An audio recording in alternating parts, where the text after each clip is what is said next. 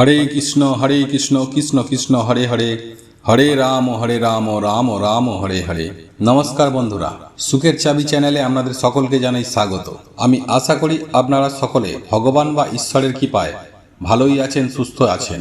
বন্ধুরা, আপনারা যদি লাইভে কিছু শিখতে চান বা জানতে চান তাহলে চ্যানেলটি সাবস্ক্রাইব অবশ্যই করুন।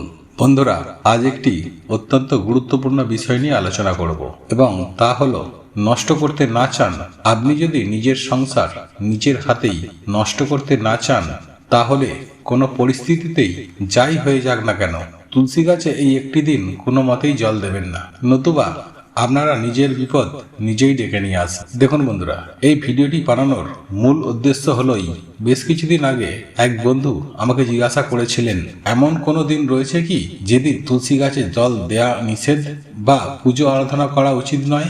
যদি এই বিষয়ে জানেন তাহলে অতি অবশ্যই আমাদেরকে একটু জানাবেন। এবং এটাও বলেছিলেন, এই বিষয়টি জানালে আমরা বিশেষভাবে উপকৃত হব।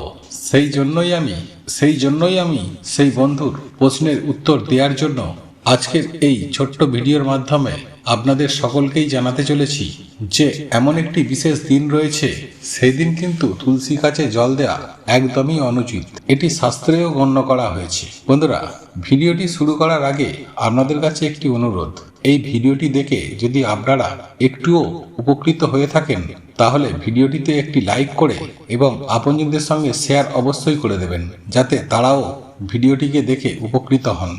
এবং আমাদের চ্যানেলে নতুন হয়ে থাকলে চ্যানেলটিকে অবশ্যই সাবস্ক্রাইব করে দেবেন এবং পাশে থাকা বেল আইকনটি অন করে রাখবেন, এই রকম সব নিত্য নতুন ভিডিও সবার আগে দেখার জন্য। চলুন বন্ধুরা, এইবার মূল আলোচনায় প্রবেশ করা যাক। তবে বন্ধুরা, মূল আলোচনায় প্রবেশ করার আগে আপনার গৃহে যদি তুলসী মঞ্চ থেকে থাকে আপনার গৃহের তুলসী মাতার উদ্দেশ্যে, তাহলে জয় মা তুলসী মহারানীর জয় লিখে কমেন্ট অবশ্যই করবেন। তাহলে আপনারা তুলসী মহারানীর আশীর্বাদ ও কৃপাদৃষ্টি পাবেন। বন্ধুরা, হিন্দু শাস্ত্র মতে তুলসী গাছের গুরুত্ব প্রত্যেকের কাছেই অত্যন্ত গুরুত্বপূর্ণ এবং এই তুলসী গাছের ভেষজ যেরকম গুণ রয়েছে এবং শাস্ত্রে লেখা আছে, এই গাছের মহিমা অপরিসীম। এই গাছ যেই গৃহে থাকে সেই গৃহে পরম পরমেশ্বর ভগবান শ্রীকৃষ্ণের আশীর্বাদ সদা সর্বদাই থাকে। তথা আমরা আপনারা প্রত্যেকেই জানি যে হিন্দু শাস্ত্র মতে এই তুলসী গাছে 33 কোটি দেবদেবীর বাস থাকে। সুতরাং শাস্ত্র মতে ও আয়ুর্বেদিক মত অনুসারে এই তুলসী গাছ প্রত্যেকটি হিন্দু পরিবারে অতি অবশ্যই থাকা উচিত। বন্ধুরা, আপনারাও দেখতে পারবেন এমন কোনো হিন্দু পরিবার নেই যেই পরিবারে তুলসী গাছ নেই। আমরা প্রত্যেকেই প্রত্যেক দিন স্নান করে শুদ্ধ বস্ত্র পরিধান করে তুলসী মাতাকে জল অর্পণ করি এবং সন্ধ্যার সময় দীপ ও ধূপ সহযোগে সন্ধ্যা আরতি করি। ঠিক এরই পাশাপাশি যেই গৃহে তুলসী গাছ থাকে সেই গৃহে কখনোই বাস্তুদোষের সৃষ্টি হয় না এবং বাইরের যাবতীয় নেগেটিভ এনার্জি থেকে এই গাছ কিন্তু আমাদেরকে রক্ষা করে।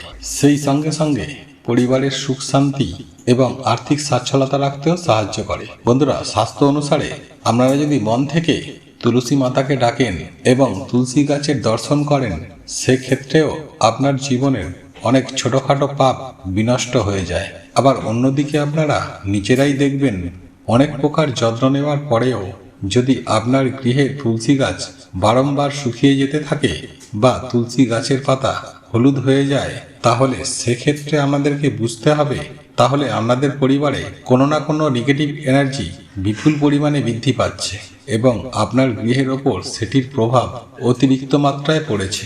বন্ধুরা, এমনটা হলে আপনারা নিজেরাই দেখবেন আপনাদের গৃহে মাঝের মধ্যেই ঝুট ঝামেলা, অশান্তি, কলহ, আর্থিক সমস্যা ও শারীরিক কষ্ট এবং মানসিক সমস্যা ইত্যাদি এই সকল জিনিসগুলো আপনারা নিজেরাই লক্ষ্য করতে পারবেন যদি আপনার গৃহে তুলসী গাছটি প্রত্যেকবার শুকিয়ে যেতে থাকে। বন্ধুরা, আবার যেই গৃহে তুলসী গাছ সদা সর্বদাই সতেজ থাকে এবং তুলসী গাছের পাতা অত্যন্ত সবুজ থাকে, সেই গৃহের প্রত্যেকটি সদস্যর জীবনে সুখ শান্তি সমৃদ্ধি বৈভব ঐশ্বর্য এইসব প্রত্যেকটি ঈশ্বরের কৃপায় বিদ্যমান থাকে। ঠিক এরই পাশাপাশি বাস্তুশাস্ত্র মতে এই তুলসী গাছ বাড়ির উত্তর পূর্ব দিকে লাগানো উচিত। আর একান্তই যদি আপনাদের উত্তর পূর্ব দিকে জায়গা না থেকে থাকে তাহলে আপনারা শুধু পূর্ব দিকেও এই তুলসী গাছ লাগাতে পারেন, তাতেও কোনো অসুবিধা নেই। অন্যদিকে যেই গৃহে তুলসী গাছ রয়েছে সেই গৃহের সদস্যদের অতি অবশ্যই প্রত্যেক দিন সকাল সকাল স্নান করে তুলসী গাছে জল অর্পণ করা উচিত এবং প্রত্যেক দিন সন্ধ্যাবেলায় শুদ্ধ ঘিয়ের প্রদীপ তুলসী মাতার উদ্দেশ্যে অর্পণ করা উচিত। এবং একটি কথা সদা সর্বদাই মাথায় রাখবেন, এই সূর্যগ্রহণ, চন্দ্রগ্রহণ ও দ্বাদশী এবং একাদশী, পূর্ণিমা, অমাবস্যা এই সকল দিনগুলিতে তুলসী গাছে ভুল করেও হাত দেবেন না। সেই সঙ্গে সঙ্গে এমনকি তুলসী পাতাতেও হাত দেবেন না। সেই সঙ্গে সঙ্গে সন্ধ্যা হয়ে যাওয়ার পর অর্থাৎ গোধূলি হয়ে যাওয়ার পর তুলসী তলায় হাত দেওয়া একেবারেই চলবে না। এতে সংসারে চরম ভয়ঙ্কর দারিদ্রতা নেমে আসে এবং তুলসী মাতা অত্যন্তই রুষ্ট হন। বন্ধুরা, এরপর আমি আপনাদেরকে জানিয়ে দেব যে কোন সেই বিশেষ দিনে তুলসী গাছে জল অর্পণ করা একদমই উচিত নয় সেই সম্পর্কে। দেখুন বন্ধুরা, আপনারা ভুল করেও একাদশীর দিন তুলসী গাছে জল দেবেন না বা সন্ধ্যার সময় ধূপ ও দীপ জ্বালাবেন না।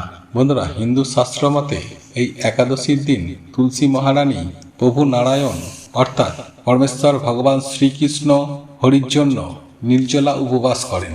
সুতরাং এই দিন যদি আপনারা তুলসী গাছে জল অর্পণ করেন তাহলে তুলসী মহারানী আপনার ওপর অত্যন্তই রাগান্বিত হবেন। এর ফলস্বরূপ আপনারা যদি এই রকম কাজ করে থাকেন তাহলে আপনার জীবনে নেমে আসবে চরম ভয়ঙ্কর দারিদ্রতা। হ্যাঁ বন্ধুরা, ভয়ঙ্কর আর্থিক সংকট নেমে আসবে। সেই সঙ্গে সঙ্গে নানান দিক থেকে নানা সমস্যায় কিন্তু আপনারা পড়তে হতে পারে। সর্বোপরি আপনার গৃহে চরম বাস্তুদোষ শুরু হতে থাকবে। সেই জন্যই আপনারা ভুল করেও এই একাদশীর দিন তুলসী মহারানীকে কখনোই জল অর্পণ করবেন না। এটা করা একেবারেই উচিত নয়। এর ফলে দুঃখ, কষ্ট, দারিদ্রতা এবং নেগেটিভ শক্তি আপনার গৃহে প্রবেশ করবেই যদি আপনারা এই কাজটি করে থাকেন, এবং আপনার সাজানো সংসার একেবারেই ধ্বংস হয়ে যেতে পারে। সুতরাং আপনারা যদি আপনাদের নিজেদের ভালো চান, আপনার নিজের পরিবারের মঙ্গল চান, তাহলে কোনোভাবে কোনো পরিস্থিতিতেই এই তুলসী গাছে এই একাদশীর দিন জল অর্পণ করবেন না। বন্ধুরা, আর যদি এই তুলসী মহারানীকে প্রসন্ন করা হয় তাহলে ভগবানও কিন্তু প্রসন্ন হয়। আর এই তুলসী দেবী মানেই লক্ষ্মীর স্বরূপা, আর মা লক্ষ্মীও তার ঘরে সর্বদা অটুট থাকেন। যে ভক্ত তুলসী দেবীর সেবা করে সেই ঘরেই মা লক্ষ্মী স্থিত থাকেন এবং সেই গৃহে কখনোই অভাব, অনটন, দারিদ্রতার করাল ছায়া এসে পড়ে না। বন্ধুরা, চলুন এইবার জেনে নেওয়া যাক তুলসী মহারানীকে সেবা করার সময় কোন কোন ভুল একেবারেই করা চলে না। বন্ধুরা, আমি সবার প্রথমে আপনাদেরকে জানিয়ে রাখি যে তুলসী মহারানীকে সেবা করার সময় কোন কোন ভুল আমাদের করা উচিত নয়, এবং তারপর আমরা জেনে নেব কোন জিনিস অর্পণ করা উচিত প্রত্যেক দিন তুলসী মহারানীকে, যাতে তুলসী মহারানী খুবই প্রসন্ন হন। বন্ধুরা, সবার প্রথমে বলা হয়েছে যে পদ্ম পাতা জলের মতো পাপে নিমগ্ন থাকে। এটা শাস্ত্রের একটা কথা। যে ব্যক্তি প্রত্যেক দিন তুলসী মাতার সেবা করে তার পাপ পদ্ম পাতায় জল যেমন স্থিরভাবে থাকতে পারে না, ঠিক তেমনি কোনো পাপ তাকে স্পর্শ করতে পারে না। এটি একটি খুবই গুরুত্বপূর্ণ বিষয়।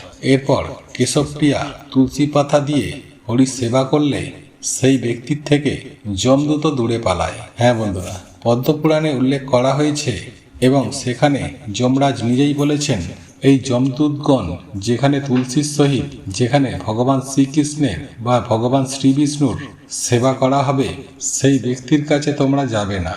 সেই ব্যক্তিকে বৈকুণ্ঠে নিয়ে যাওয়া হবে এবং তাদেরকে নিয়ে যাবে ভগবান বিষ্ণুর দূতগণ।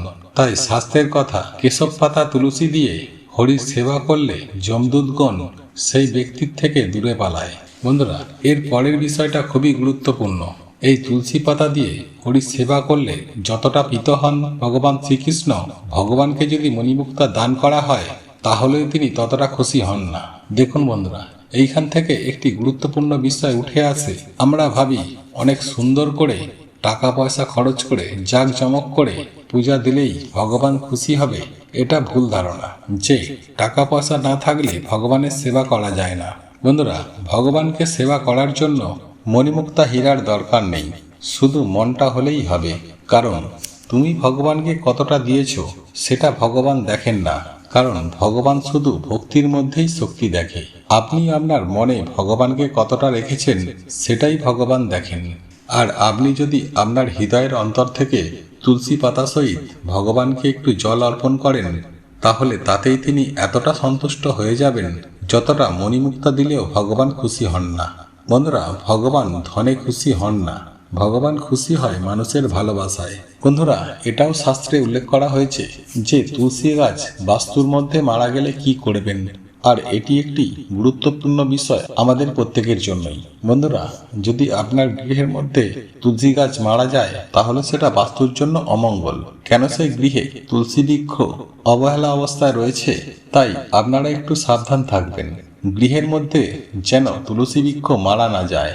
যদি এই রকম ভাবে তুলসী গাছ বারবার মারা যায় তাহলে খুব সুন্দর করে তার পরিচর্যা করবেন, প্রত্যেক দিন জল অর্পণ করবেন, আর এটি একটি খুবই গুরুত্বপূর্ণ বিষয়। আর যদি অনেক সেবা করার পরেও তুলসী গাছ মারা যায় তাহলে সেই ক্ষেত্রে আমি এক বৈষ্ণবের মুখ থেকে শুনেছি, তাহলে আপনি কিছু বৈষ্ণবকে ভোজন করাবেন এবং এর পাশাপাশি ভগবান নৃসিংহদেবের পূজা আরাধনা করবেন। তার পাশাপাশি তুলসী মহারানীর কাছে ক্ষমা প্রার্থনা করবেন। এতে তুলসী মহারানী অতি অবশ্যই আপনাকে ক্ষমা করে দেবেন। এরপর ধীরে ধীরে আপনারা তুলসী মহারানীর সেবা করলে, পরিচর্যা করলে আস্তে আস্তে আবার সুন্দর রূপ লাভ করবে। বন্ধুরা, এরপর শাস্ত্রে উল্লেখ করা হয়েছে এই তুলসী মহারানীকে স্পর্শ করলে কি হয়।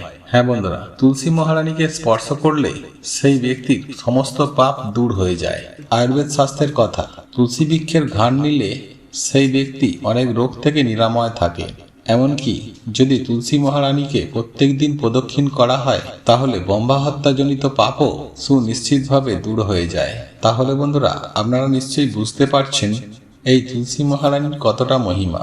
বন্ধুরা, ভিডিওটি এখানেই শেষ করলাম। বন্ধুরা, এই ভিডিওটি যদি আপনাদের পছন্দ হয়ে থাকে তাহলে ভিডিওটি লাইক করুন, কমেন্ট করুন এবং বন্ধুদের সাথে শেয়ার অবশ্যই করুন। মনে রাখবেন, আপনার একটি শেয়ার অনেক মানুষকে উপকৃত করতে পারে।